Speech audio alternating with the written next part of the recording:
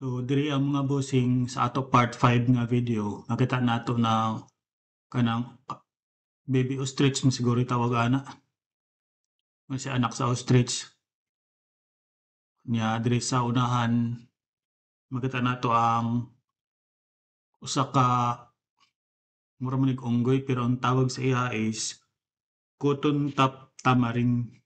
Cotton top tamarin daw ang iyang pangan. So karon pa pud ko kakitaan niya no. Murag ka ng kakaiba gyud ba nga mga klase nga unggoy na nara iya pangan cotton top tamarin.